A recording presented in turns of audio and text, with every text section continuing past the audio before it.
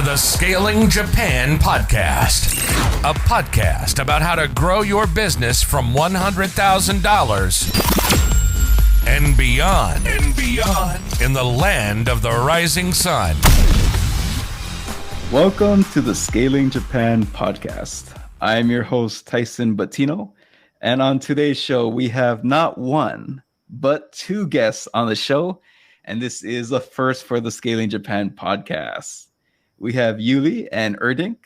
Both of them are the co-founders of Open4, which helps startups to build, validate, and scale their business through strategic partnerships. They are also running the Founder Institute Japan chapter, which is a Silicon Valley pre-seed accelerator for startups, which I am a mentor of as well. So if you want to work with me personally, I highly recommend you join the Founder Institute, and I can help you scale your startup with my expertise on recruitment, marketing, viral marketing, and operations optimization. This is not all about me, it's all about you. And in this episode, we'll talk about the differences between a startup incubator, accelerator, startup competitions, and the various support and options for newer startups. So I'm so glad to have you, Yu Li and Erdinç. And I'll let Erdinç introduce yourself first, and then Yu Li, please. Okay, Tyson, thank you so much for having us today. And my name is Erdinç, and born and raised in Istanbul, Turkey. I'm from Turkey, and came to Japan 3 years ago. My first entrepreneurship experience when I was 9 years old. Me and my friend Bilal sold handmade toys in front of our elementary school. It was a sandwich balloon squishy balls with funny faces. My very first business partner. After that, I attended university. Fast forward, I got double degree on public relationships and business and while working full-time mostly. And after that, I got my master's in communications. After that, got a consulting job on a venture development for a local Turkish holding company. Had a chance to work with the board team and influence some decisions there. And I started to start up idea and quit the job, go to US and fail and suffered. Met with Yu Li, become a couple. Yeah.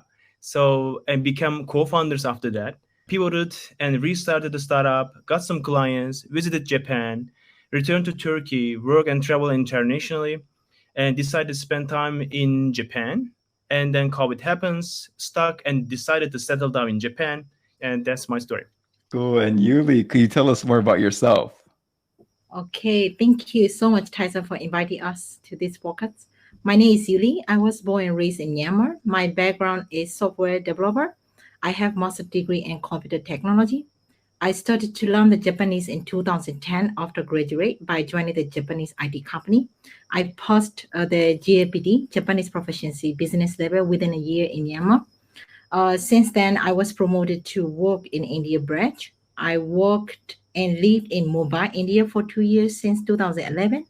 I decided to came to Japan in 2030 by joining the other IT consulting company, and I refreshed my career as business development. After 5 years working in Japan, I became the CEO of the United States branch. In 2017, I went to the United States and built the United States branch based in Silicon Valley. That's how I met with the Erdinç. Eventually, we got married. After we married, we founded and started together called Open4. Because of COVID, we decided to live in Japan. In the beginning of this year, 2022, Founder Institute opportunities came. Now we are running the Founder Institute chapter together. Gotcha. So you've lived in 4 countries. Wow. Could you tell us a little bit more about Open4? Sure. So our startup Open4.co is actually also an early stage startup. It's just 3 years old. And Open4.co is a partnership development platform and a marketplace. You can find companies who already open for collaborations to integrate their partner programs to your business so you can increase your revenues. Also, on the other hand, you can create your own partner programs to call out your audience to make them your own partners and monetize it. It's a partner platform designed to make you even make more money. And we have also a training program, teach you how to connect and collaborate to build long-term partnerships to increase your earnings again.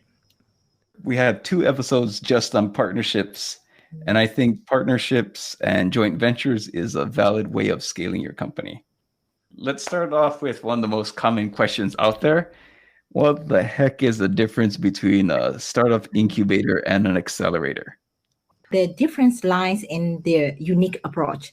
Incubator operate on a flexible time frame, and if when a business has an idea or product to pitch to the investor or consumer, on the other side, accelerator acts like a boot camp with a specific time frame, usually for 3 months to 6 months. Gotcha, that makes sense. So the incubator helps you come up with a business idea or product to pitch, and the accelerator is you probably have a product or idea, and it's how do you get this to market faster? Exactly. Exactly. Incubator also sometimes charge a fee for this service or take an equity take in the startup as well. The period of the incubation can last from a few months to the several years. No, thank you for sharing that. I think one of my friends, he got office space for a year by one of the big telephone companies in Japan. They had a incubator program years ago. So incubators are generally associated with the space, but they provide a startup ecosystem, and they are more than just a co-working spaces. So sometimes VCs also adopt an incubator model into their approaches, such as in Japan, Incubate Fund is a similar one. Also, universities, governments, and larger enterprises also adopts and builds their own startup incubators as well. On the other side, accelerators are generally charges equity and fees, and if it is not sponsored by the government or corporation, we will go more deeper about these accelerators in later session. But we have to mention that the consensus for incubators and accelerators got blurry, especially after the pandemic. Providing a physical space is not a competitive advantage anymore, not the main one anymore. And anyone can apply, join an accelerator from everywhere in the world. And some important things to mention at this point are the relevancy and the integration of that accelerator regionally and globally is very important. And I can see from the corporate point of view, we had a guest who talked about corporate venture capital, but why would a large enterprise start an incubator? It's hard to develop new innovative ideas in-house. So if they can get companies with the motivation to do it, and they want to be connected to those organizations. So that makes perfect sense. And also, I think you mentioned about startup competitions, but could you tell us a little bit more about that? Most people confuse competitions programs with the accelerator programs. They generally collect the sponsor and provide the awards from the winner. They run regional and global competitions. For example, Startup World Cup, you might already know that or heard of that. Their global prize is, I believe, 1 million USD. They also did the competitions 2 months ago, I believe, in Japan as well. The local award was around like 45,000 USD. In Japanese, maybe 5,000 gosen yen. I think the Hello Tomorrow World, it's also in this category too. I can say that. KDDI had one, I think one of the JRs, not sure if it's East or West. And I know a lot of other corporations have startup competitions. I think there's also Startup Weekend, which it is a competition, but it's more for you don't have an idea. You go there, they put you together with some people. You come up with let's say a service idea, and you make a pitch, and the winner is happy. Because I don't think you get any money from it. But for those who don't have a company, Startup Weekend, I believe, which we will link in the notes. Startup Weekends is also like kind of it's a funnel for us because in Japan we don't work closely yet, but in other global chapter they work closely. But a lot of Startup Weekends people who join there also applying to the Founder Institute program. So yeah, if you're looking for startup competitions, probably in Japan, the easiest is probably looking for the corporate ones. But I know you also mentioned, I think, in our chat earlier about startup universities and courses. But could you tell me more about that? They generally, startup universities are, of course, different model, which is mostly academic focused. They generally don't take equity, but they charge fees for attending courses in the university also. For example, IU University is one of the good example here. It's a very new university only about entrepreneurship. It is like other universities. It takes 4 years to graduate, and you need to pay admission fees without exchange and equity. And we think a university like IU is a good for startups ecosystem also. And students start to have a choice to become entrepreneur and incubate their ideas there. Later on, they can join another accelerator program, including Founder Institute and startup competitions as they get ready. And let's say if they decide to start their career by working somewhere, they can do that by this way. And because they got a full-fledged university major, and then if they want to start their company, they still can do later on. I'm familiar with IU University. I think it's Joe Hug. And I think there's another guy named maybe Kento Akiyama. I can't remember the name of it, but like Japan JFA or something like that. But we'll put it in the notes as well. And in Japan, there might be more now, but Keio University, I think the Shonan campus, it has a really good startup program. So I've met a couple people from there, and the students are really sharp. Yeah, let's dive into accelerator programs now. Accelerator program is like running a sprint. It's his first and intense. This aim is to accelerate the growth of the startup within a short space of the time through the trainings and learning. So how does it work? Firstly, a small number of the entrepreneurs are selected for the accelerator program. Then together as a group, this business learn and grow together, a combination of mentoring, peer-to-peer learning, and networking. It is an opportunity for them to test out their business model in a safe space so they can spot weakness and adjust things as they go along. By the end of the program, they will be more prepared for investment. Accelerators are well known for supporting the digital and tech startup, but it has changed already in any industry, and any different types of business can apply if they figure out how to scale. I think the business model of the accelerator also has many varieties, but the common one is charge equity or provide the investment or interest fee. Some charge equity and provide the investment. Some do all. Some don't do at all. If they are not charging equity, not providing the investment, not charging fees, they generally tends to be like getting sponsored by the government or the corporate. Thank you for listening to this episode of Scaling Japan. In addition to serving as your fine host, I also provide advisory and coaching services to business owners who want to 2x, 5x, and even 10x their business. So stop holding your company and your team and your employees back, and let me help you and your company scale. Find more information at scalingyourcompany.com. Now back to the episode. Gotcha. So yeah, if they're not taking entrance fees or equity, they're probably sponsored by some government or corporation. And a lot of them I know they either take equity, charge an entrance fee, or both. Like from my end, it's more from the mentorship end. I know some accelerators, it's on a voluntary basis. I know some other accelerators, it's on let's say they give you equity.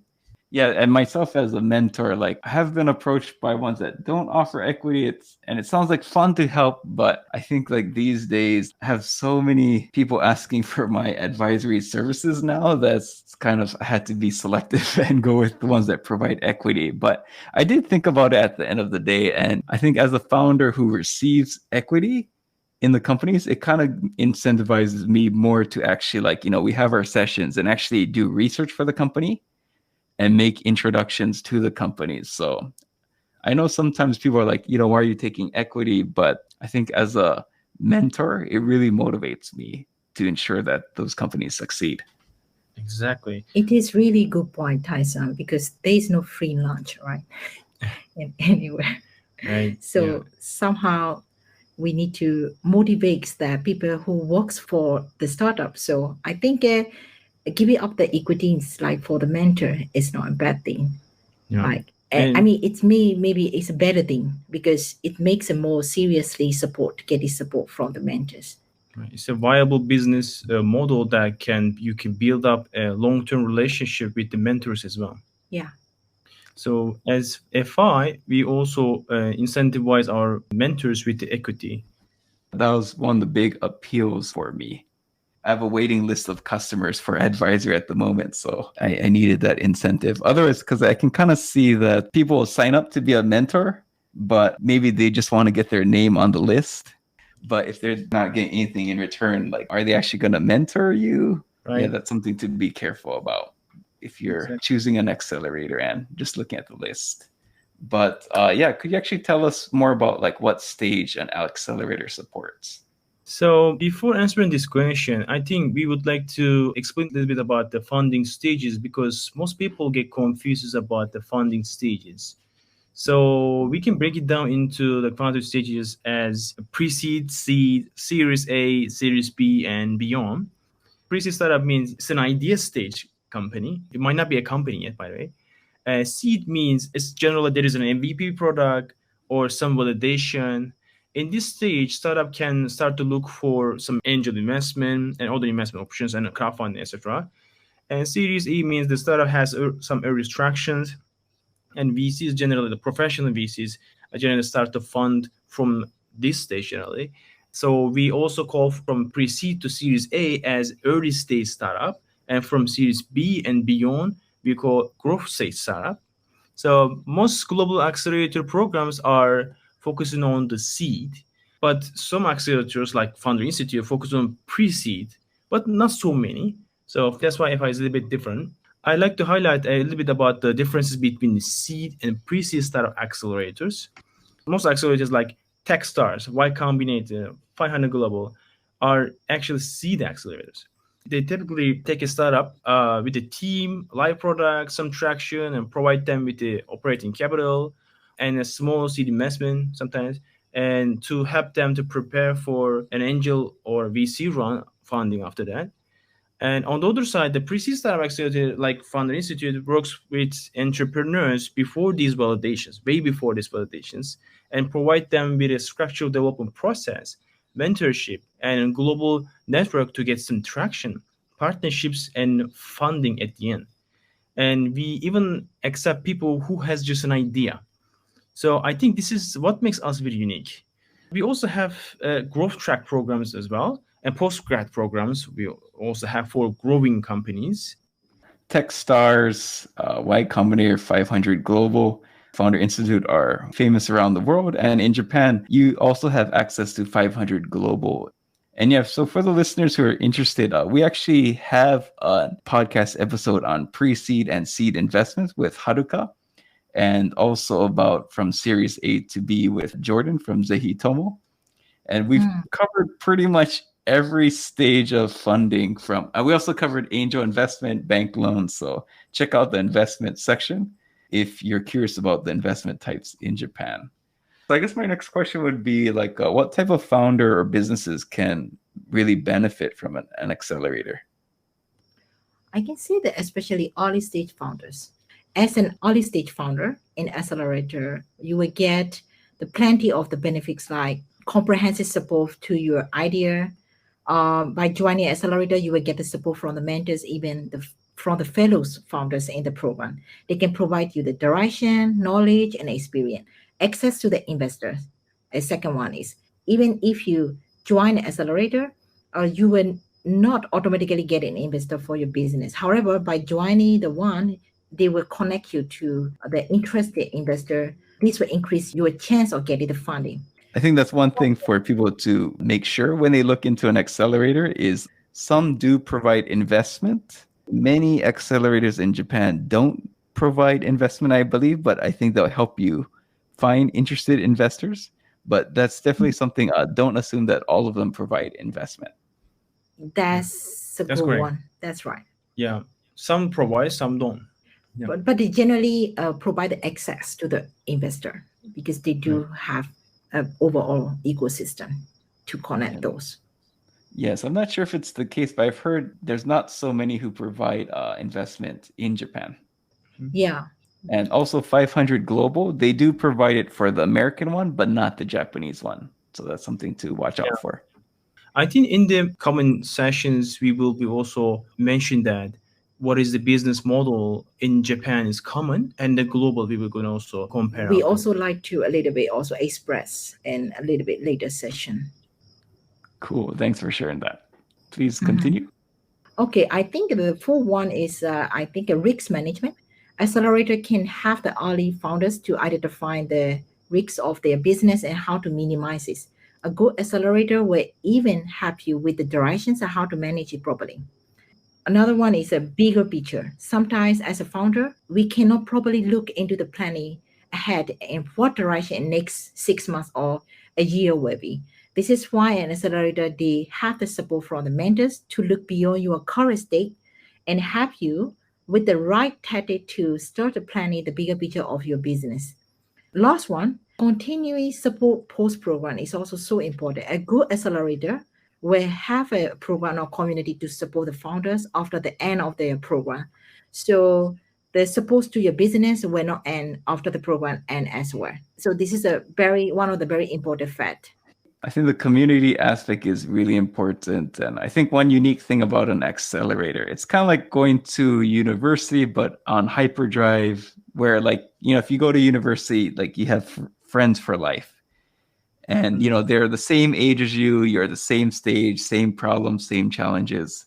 So when you go to an accelerator, you can meet people in the similar stage and can connect much easier. Because sometimes it's harder to connect with entrepreneurs who are earlier than you, or those who are much further ahead. So sometimes it's hard to ask questions. But if you're at the same stage, I feel like a lot of those walls and barriers disappear and you can really support each other. That's Definitely. totally agree. Great point. Definitely. Based on kind of your experience, I know you both have been very involved in the startup space, but what industries are in demand? You mean in Japan, right? Yes. As far as we encounter hundreds of companies, healthcare, the B2B products, enterprise products, and finance and insurance, and robotics, manufacturing, agriculture, and food, and deep tech, which is the positive sciences. Japanese universities are really good at it, so they're trying to commercialize this kind of technologies and inventions, scientific projects. So those are the most top demand that we see current years. I know the national government's putting a lot of money into financial technology, and I think maybe biotech, or I think some white fund. I forgot what they covered, but I think it was in our episode with Miho Tanaka, where she was talking about government money. But yeah, the government is putting a lot of free money out there for certain industries that they want to boost up. Exactly. The government is supporting a lot of startups nowadays, to be honest. We are lucky nowadays. We came the right time. Could you tell us some other industries that are kind of in demand as well? There's a very similar pattern with the global ones after that. So these are the top ones. According to, of course, our personal experiences, not according to the data, these are the ones that who we encounter is mostly for the earlier stages. So, but what we also encounter is like logistics and supply chain, and mobility related startups, energy and materials and resources related things, and e-commerce still and then coming up, and IT and security, ad tech, entertainment tech, space, chemistry, chemicals and materials. But in terms of tech verticals, and it's also very very diverse. So it's really hard to choose one on the top. In order to create a scalable startup, you might not need a very high tech anyways, especially in the beginning. Some of the technology that we encounter is like basically AI. Everything has AI in it, and blockchain, and the drones, aviation, AR, VR, and cloud solutions, SaaS business models also coming up. Green technology, biotech, 3D printing, telecom, robotics and IoT, nanotechnology, this kind of tech verticals we're also seeing. So they're all very complicated and there's a lot of them, but there is a lot of money out there for these industries.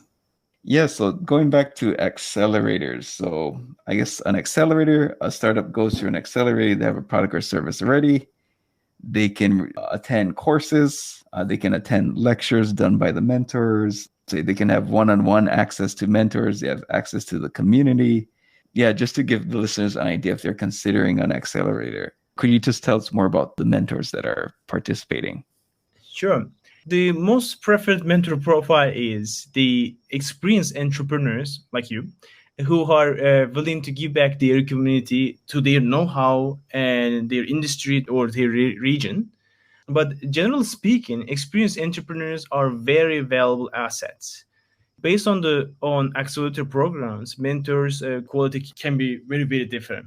So as Founder Institute, our ideal mentors are the experienced mentors, or someone already have some hands-on experience on supporting startups, like enablers. We also choose some small percentage from academia and government-related organizations and professions from corporate and executives and startup activists who has a lot of already have supports and networks as well.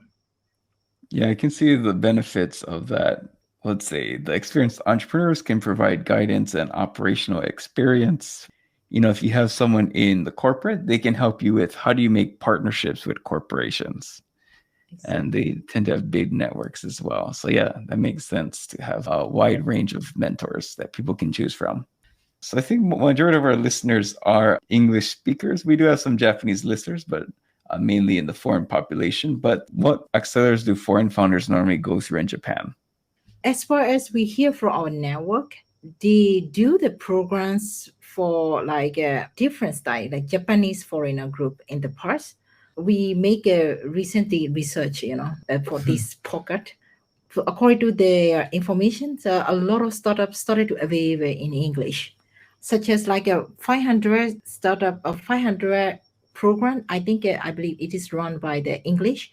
And most foreign founders also say that it's so easy to integrate it, like because all are in English. Out of that one, other programs, even though like a friendly foreigner, is some sort of hard to grasp if you don't have a Japanese.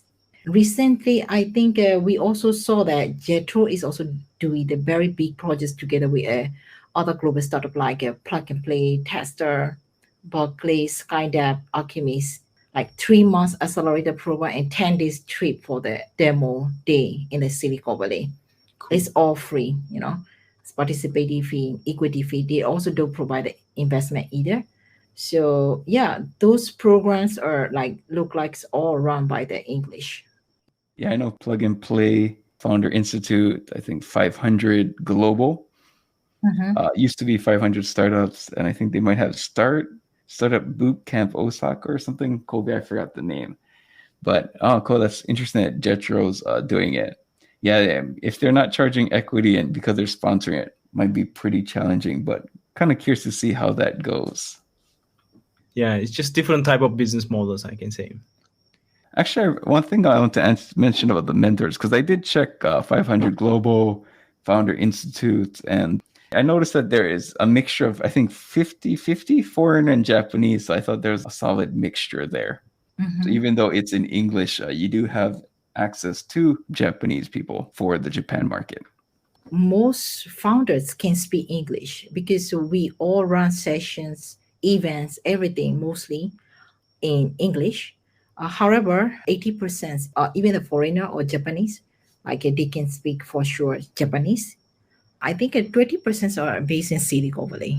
Roughly. Roughly. And we are aiming to invite the more mentors from out of the Japan as well. For this year, we are aiming to the 20 countries. Yeah, we all already started from Singapore and some other countries as well. But most people, not everybody, can speak Japanese. So if people who don't trust their English language capabilities also can still apply. Program is mainly run by English, but we can also provide Japanese support. Have you ever found yourself having trouble creating a business plan? Do you pretty much operate on a day-to-day or week-to-week basis, creating confusion and chaos in your organization? If that sounds like you, I recommend you join my Entrepreneur Bootcamp. In my bootcamp, you'll set an achievable but challenging revenue target for the current or following fiscal year, and we will create a business plan to make it a reality. See more in the show notes below. And now back to our episode. For people who are seriously considering an accelerator, but What are the differences between accelerators in Japan versus ones in other countries? Oh, great question. So most programs in Japan run equity free and some sponsored by government or corporations. Might be controversial a little bit. It might affect Japanese startups' competitiveness. To be honest, as you know, Japan's startup system is not mature enough in comparison to other developed countries. So most local accelerators programs support might not be mature enough in global standards, and most might not be foreign friendly either. And that's why bringing global accelerator program to Japan is one of the top most priority agenda for the government as well. So most of the accelerators, including global accelerators run by government or corporate, some don't charge any fees or equities, such as 500 startups. The global program, core program, charge equity 6% with 150,000 US dollars investment once you get accepted to the program, and they charge some sort of course fee around $37,000 roughly from the graduates.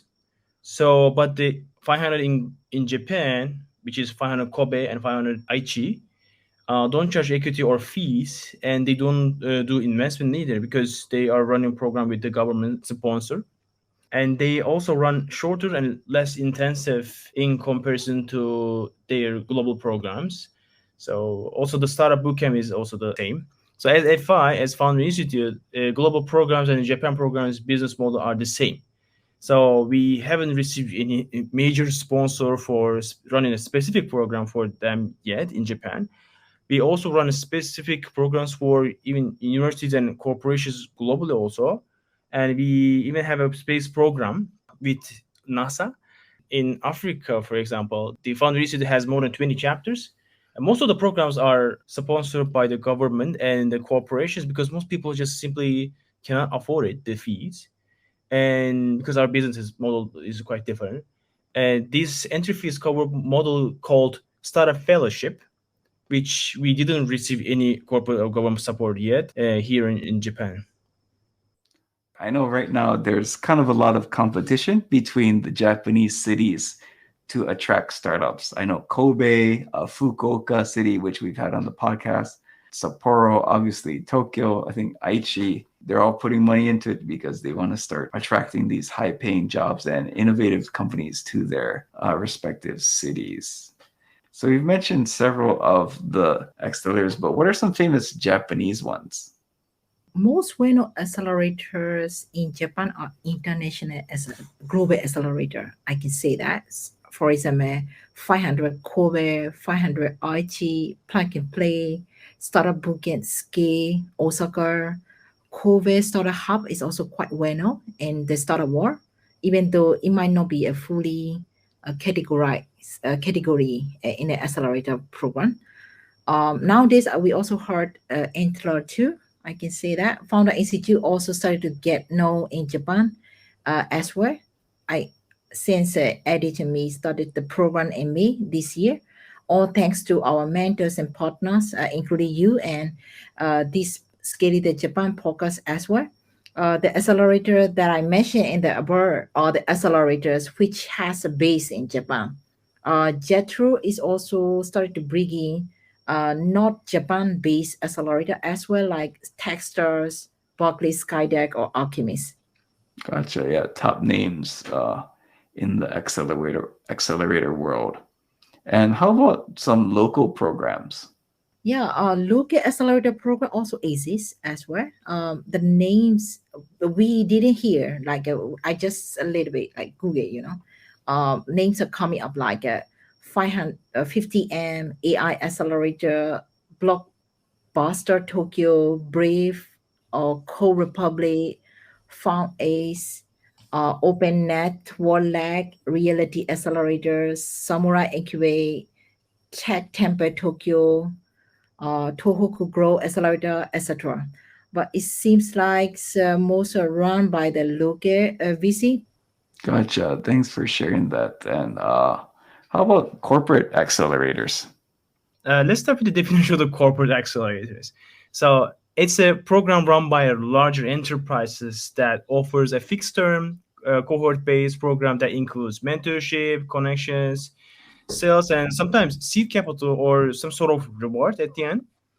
And the programs usually ends in a formal pitch event or demo day where the startups pitch these corporate sponsors or for further investment or partnerships. So corporate and regular accelerator concept are almost the same, but the corporates choose the startups based on their current target industry and interest. So the good side is they can become their customer, and they can become also their strategic partner. So you can get also some strategic investment as well. Cool. Thanks for sharing about that. And yeah, so there's a lot of accelerators out there, but how would you recommend the listeners, if they are interested, how would they base their decision on choosing an accelerator?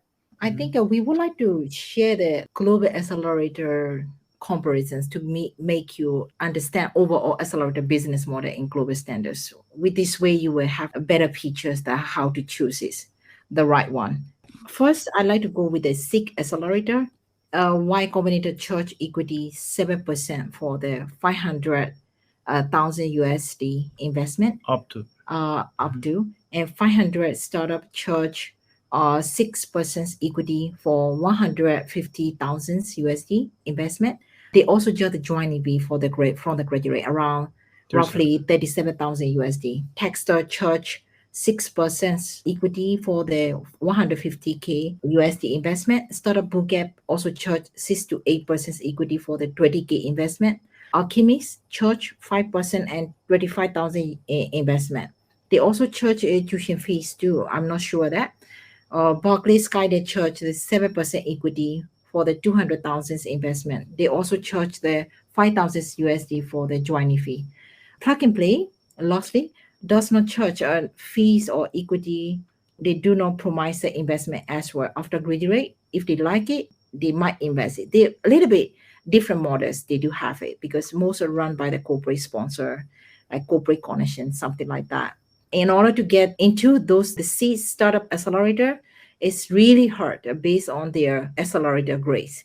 One Combinator, such as One Combinator acceptance, is almost closest to the zero. It's also say that like harder than to get into the Harvard University. Roughly a percent. So, maybe on the other hand, the Founder Institute is a pre-seed startup. We accept more people and we graduate less than this. That's our difference. Yeah, we accept the startup as long as that they do have a scalable idea and positive entrepreneur DNA test. So we charge we are pre-seed, okay, not seed accelerator. So 2.5 equity and interest fee around $800, but we don't provide the investment. Again, we are pre-seed very early. It means a lot of work. Those are some good details on, I guess, the stages, how much is the entrance fee, how much equity you have to give of your company on investment and the potential investment amount and length of the program. So I think some other things the listeners could probably be on the lookout for is you should check out the mentors who are available. And for example, if you're doing like a SaaS product per se, maybe joining a program who have really top quality product managers who can really help doing your customer research, improving the product, really finding that solid product market fit. In Japan is they don't have a lot of program managers. And also, I think a weakness I've seen is maybe looking for one with growth hackers as well. Interesting. Yeah, great point. From my point of view, all the programs, they've made a very good effort to find, there's some venture capitalists who are mentors who can help you with the financing, people in the corporations who can help you with partnerships, negotiation partner with corporations, how to structure things. Also from the government where they can put you in touch with other countries. They can kind of maybe give like a test pilot. You could help the government in some small area, and maybe that might lead to more things. And also there's people who've created their own company, both foreign and Japanese. In Japan's case, I would probably look more into if there's like mentors you want to work with, and maybe even reaching out to them in advance and like confirming like, are you actually helping this accelerator or you just want your name on the cover? Do you want your name on the book? Definitely. Great point. We are very careful and very serious about mentorships.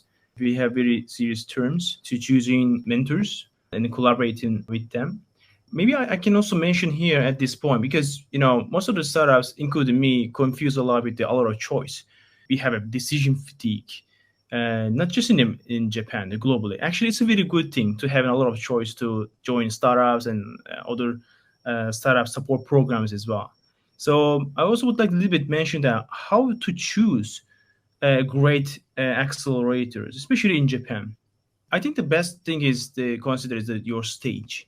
What is is the idea currently? They need to be a little bit honest with themselves. That so hopefully this kind of institute is exists in Japan also. So even with an ideas that they can join, knowing the industry, and then also wanting to consider to join and choose a program is very important. Time commitment. Some of them requires full-time commitment. Us, for example, we don't, because we wanted to give a option that even people who works for a full-time job can be able to try their business idea, and if it works they can scale, they can quit their job. They should be also looking at investment terms, how much equity they are charging, how much they're giving, and things like that. And interest fees, is there an interest fee or not? Or in Japan, also people need to check the communication language, which is English or Japanese. Or if for foreigners, if it is foreigner friendly or not, you can easily understand by looking their public preferences, like public appearances. And then how strong is their network locally and globally as well. This is also one of the most important factor there, which we are also very confident about it. So, and then do they have any postgraduate programs or not? So those are the some important factors to choose a good accelerator program for their company. Excellent. Yeah, thanks for mentioning about the time investment as well. I've known friends who've gone through a Founder Institute, also a 500 Global, and Plug and Play, and I've heard only good things from there. I'm not sure how the corporate ones are nowadays, but I had multiple Japanese friends go through the corporate ones, like probably 5 or 6 years ago. They weren't too satisfied with it. So I think making sure to do your due diligence is the most important thing.